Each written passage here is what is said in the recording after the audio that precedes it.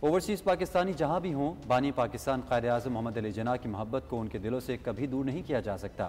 Denmark میں بانی پاکستان کی 147 سالگرہ کی تقریب کا انعقاد کیا گیا، جس میں کثیر تعداد میں اوورسیز پاکستانیوں نے شرکت کی ہے۔ مزید تفصیلات کے لیے دیکھتے ہیں اکرم باجوہ کی رپورٹ۔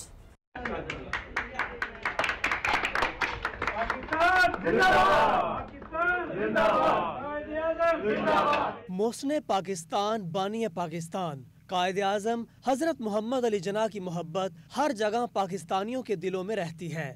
ڈنمارک سمیت دنیا بھر میں بانی پاکستان کی 147ویں سالگرہ منانے کا سلسلہ جاری ہے۔ چیئرمین پاکستان کمیونٹی فورم راجہ غفور افضل کی جانب سے سالگرہ تقریب کا اہتمام کیا گیا۔ تقریب میں بطور مہمان خصوصی secretary Pakistan embassy doctor Shumaila Usman نے شرکت کی۔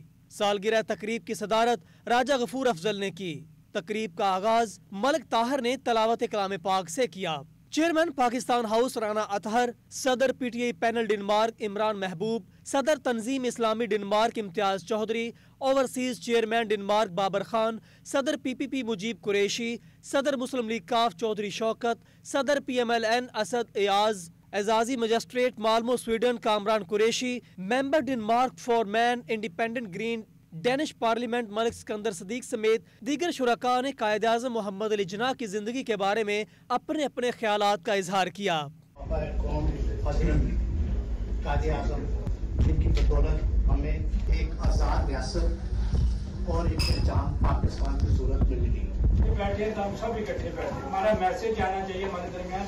سویرے پاکستان کی نمائندگی کرنے پر سیکرٹری ہماری کہ آپ دیکھیں میڈیا موجود ہے، سوسائٹی موجود ہے، لوکل سوسائٹی موجود ہے، اور اتفاق کس کو کہتے ہیں؟ پاکستان ہاؤس کی جانب سے راجہ غفور افضل کو خصوصی شیلڈ دی گئی۔ راجہ غفور افضل اور چودھری فرید خان نے تمام مہمانوں کی آمد پر ان کا شکریہ ادا کیا۔ چیئرمین پاکستان کمیونٹی فورم راجہ غفور افضل نے تقریب کے اختتام پر اس بات کا عزم کیا کہ پاکستانی کمیونٹی کے پروگراموں کا بھرپور انعقاد کرتے رہیں گے۔ اس سے بھائی چارے کو فروغ ملتا ہے اور کمیونٹی کے مسائل حل کرنے میں مدد ملتی ہے۔ اکرم باجوہ، نمائندہ 92 نیوز، ڈنمارک۔